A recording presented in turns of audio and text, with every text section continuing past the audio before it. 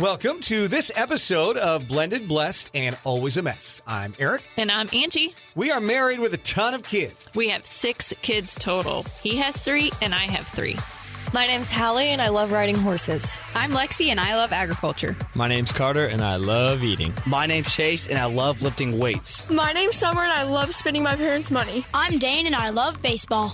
Our show is about our blended, blessed, and always a mess life. And our hope is if you find yourself in the same situation we are in, that by sharing our story, all the fun and all the mess, the challenges we are experiencing, it will give you some inspirations, laughs, and community, knowing you are not alone in this mess. We appreciate you spending time with us. Let's dive in.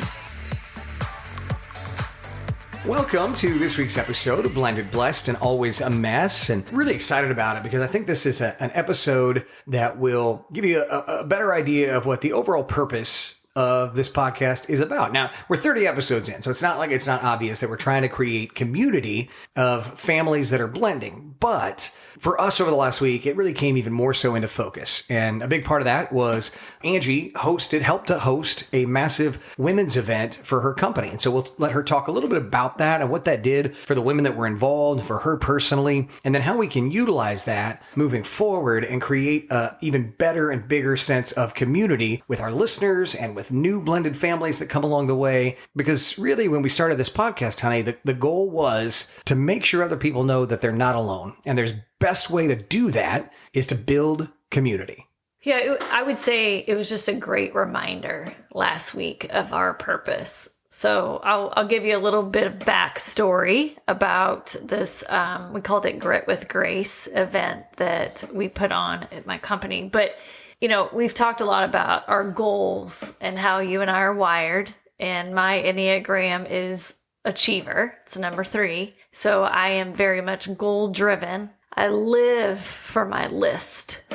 You are a lister. I live to make lists. So whether it's small list for the day, I make short lists, long lists, short-term goals, long-term goals. Like, I live by that, and I love to go check them off. We're recording this at like 7:30 at night. Are you close to finishing everything for the day? I know the podcast is on the list. Well, it's my last big box for the day. I know. Got my workout in, had dinner. Like, feels good. Yeah, ready. So one of my goals last year that I set forth for this year from a work perspective is I wanted to create our very first kind of women's executive customer event. So I think we've talked about this a little bit, that a lot of our events that we do for customers are primarily attended by men. And a lot of the events are very male focused. So whether it's golf or sports, any of the sports, I mean, we've joked about that. Aric, a lot of days would love my job and I could give 2 shits about sports, but I go and have fun. And never, she's always visiting with clients. She never knows the score of the game. I mean, unbelievable. We were at a game. I don't know who won or lost.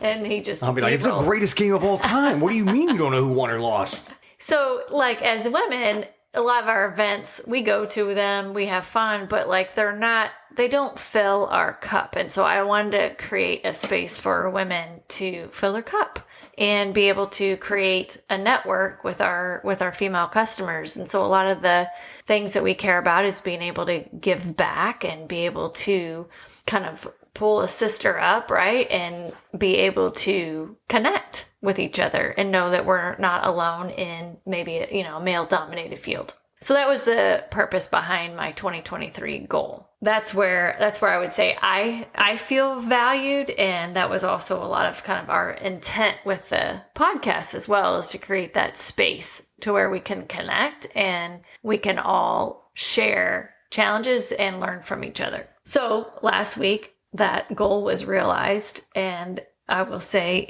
it was better than I could have imagined. So the space was amazing. The women were amazing.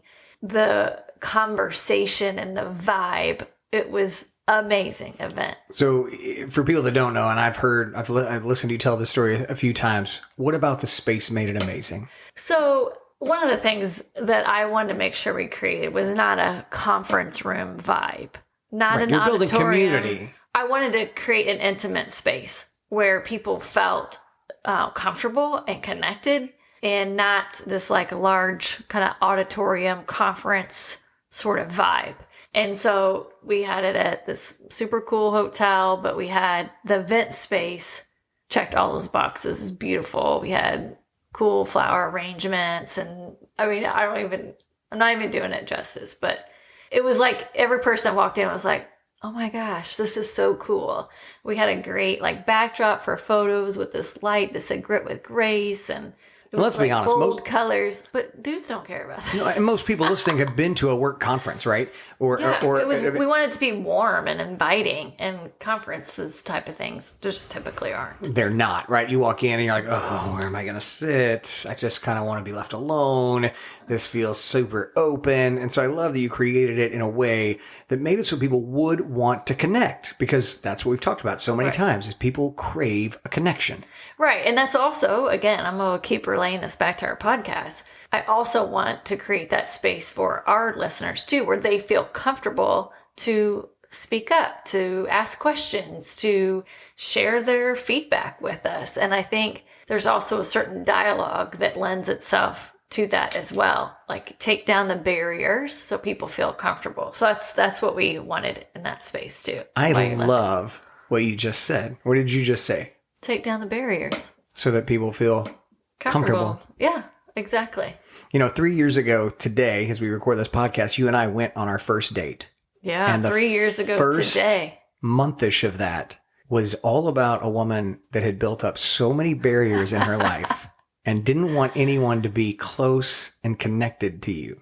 And now you envisioned and created an event to build that space for other women so that they could bring down barriers and connect. Well, we're so proud of you for so many reasons. Women naturally are wired that way. Like, I think we're naturally protective of ourselves. And then, like, that's in your everyday setting. But then you put yourself in a more corporate setting, right? Where you also want to protect yourself and you're not confident in openly sharing and connecting with other women because there's not a lot of women, right? So there's like all these different things, reasons why I want to do that, create that kind of event.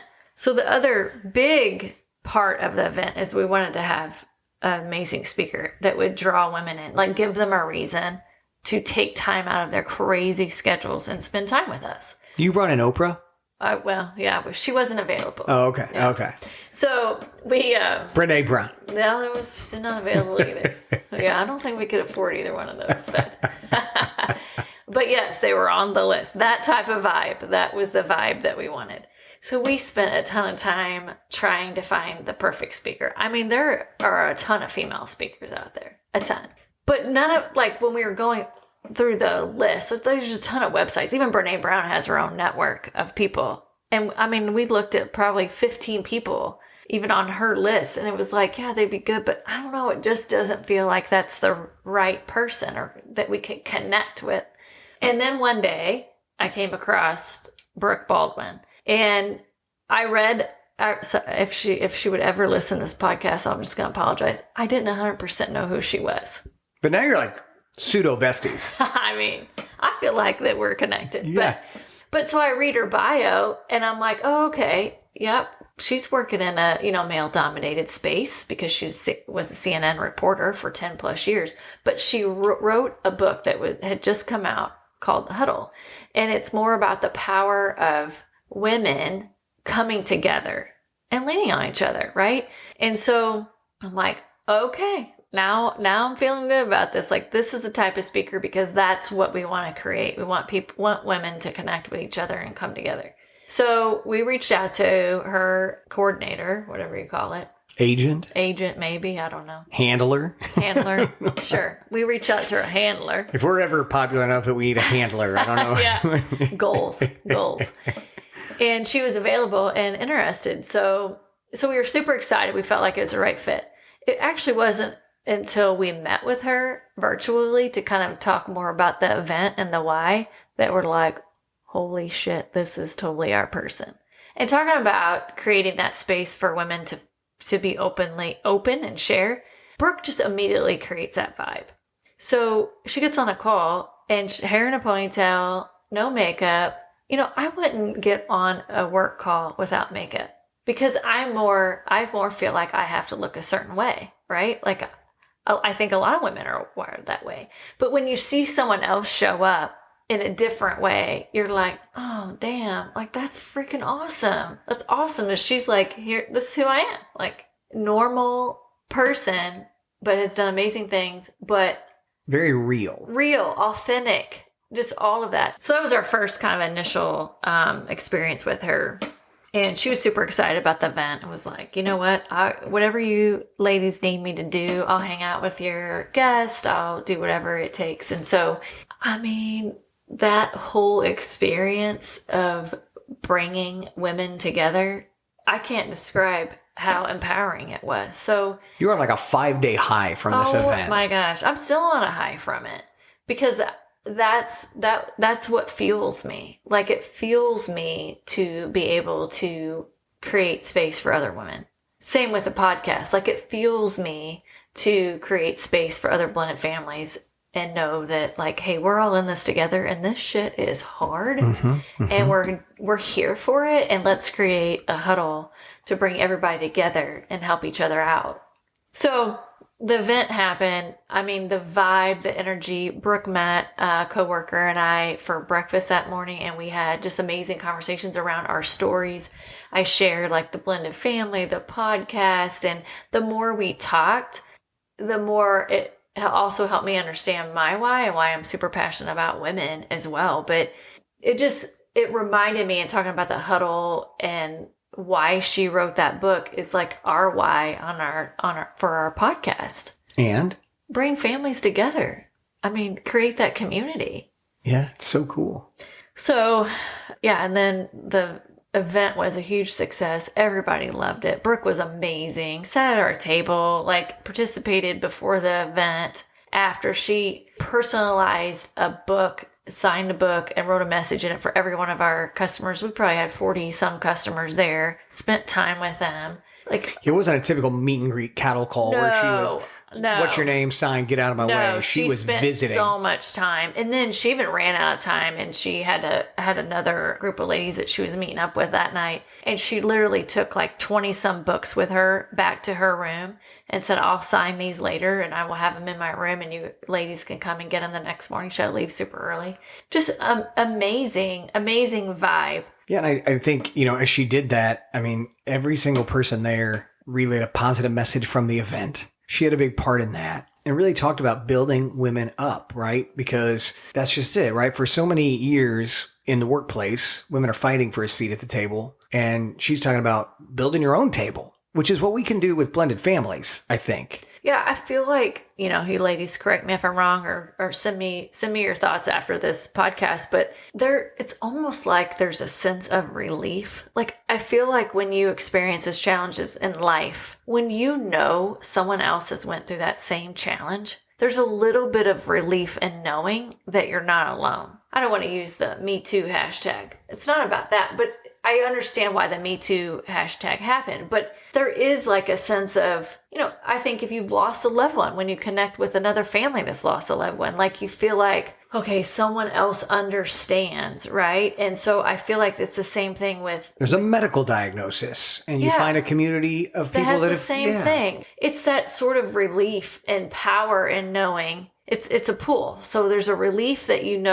that other people have experienced the same thing. And then on the flip side, there's a power in knowing that you can come together, right? And make a difference or whatever you're passionate about, make a change. Like for this particular event, there was a lot of power and like, we need to help other women. And by the way, women that don't look like us, like be diverse, right? Create your network of diverse thought. So it's not just someone that looks and thinks just like you. And maybe we need to bring our daughters into this and know that, hey, you can get into the tech space. And by the way, we'll help you. And here's what it looks like. It's that type of concept. It's the same thing with our podcast. There's relief in knowing that some of the same challenges we have, other families are having. And then on the flip side, there's power in coming together and knowing that we can actually learn from each other and show up better and be able to help each other out when you're going through the hard times. I have another example because it's a similar thought process that I had during this event. I had a lady ask me,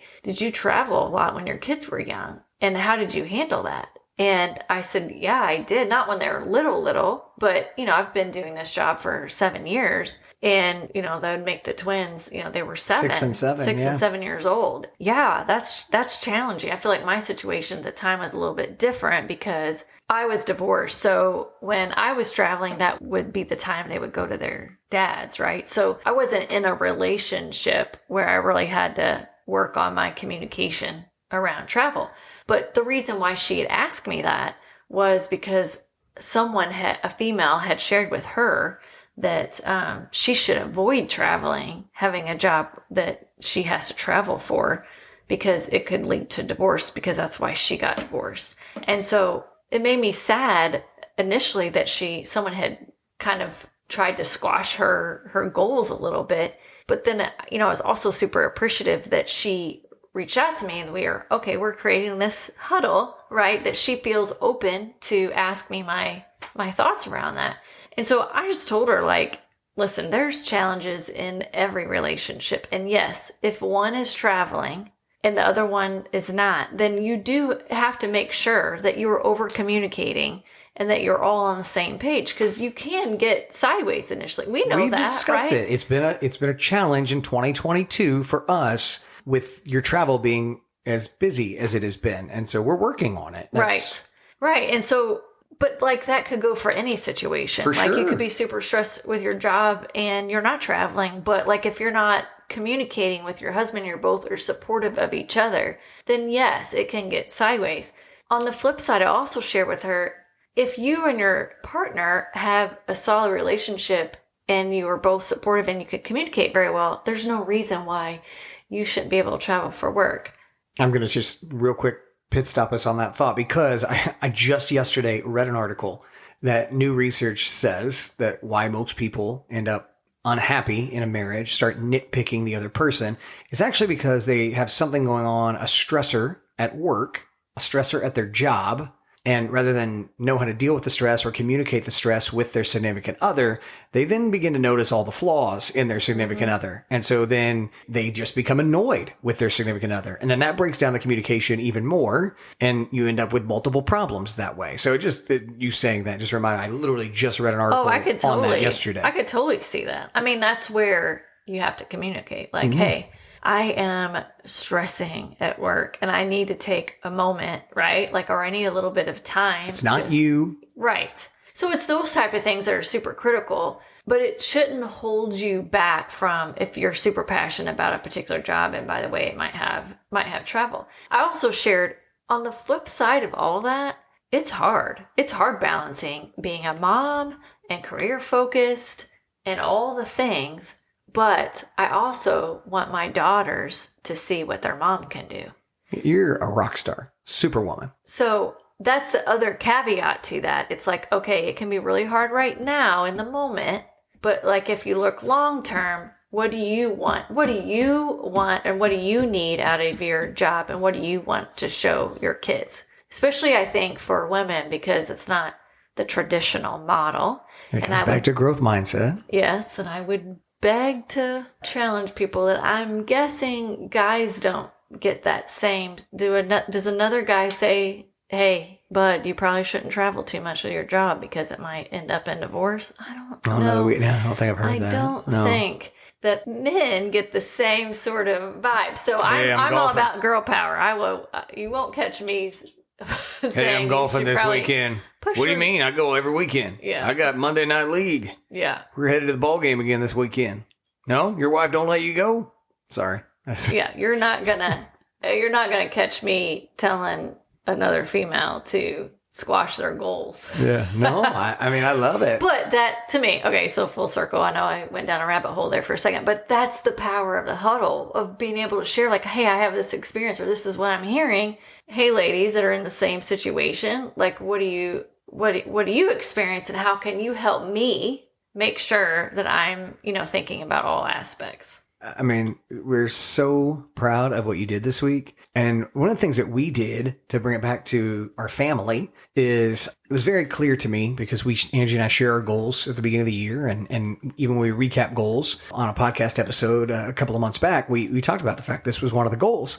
And so I knew what it was. I knew what it meant to Angie. I knew how much time she had spent into it. And so made sure that our kids knew how much time that it was, how important it was for their mom/bonus mom. I mean, we talked about it at family dinner a week before to make sure that everybody was on the same page. And even the morning of, the kids started sending you messages. I didn't even have to start that. No, they were on it. So I'm so glad you brought that up, because when I talk about make sure you're supporting each other, although, we can easily get sideways on not communicating, right? Though Aric, his support of what I'm doing is such an amazing example for the kids, because he, just like what he said, he is telling them, because I'm not one that's going to share with them. No. I'm not like, I'm more humble in that scenario. And I'm not going to be like, hey kids, here's this amazing thing that I'm doing at work. Or she would have went and done the event and came home and be like, yeah, I had a cool women's event. It was really empowering and it was amazing.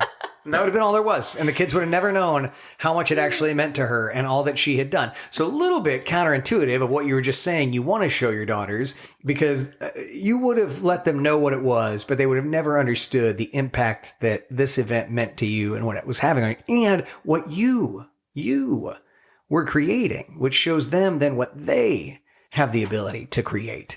Yeah, you're right. I'm not good at self-promotion. Yeah, self-promotion. I was going to say bragging, but self-promotion. I've learned to clean it up for myself over the years. Okay. Eric's the extreme opposite. So he was bragging on me to the kids, but it was so good coming from him to the kids, because they can see a male supporting a female, right? And see what a husband-wife, mom, dad, stepdad relationship could look like. And that's so good for them to see. And the sweetest thing was, who texted me the most about it? They all, gave kudos and was interested to hear about it. But it was Chase. It was my son. Yeah. That was like, Mom, you got 4 days. Aren't you excited? Mom, today's the day. Hope the event goes well. And was asking me about it. And I think it's so good to like set that stage and set the example for especially the sons. I wanted them. Yes. I wanted them to someday support their wives. I wanted daughters to choose men in their lives that would be supportive of them. And it just all came together perfectly because they understood what the event meant to you and they grabbed it and they ran with it. And it was super cool. It was amazing.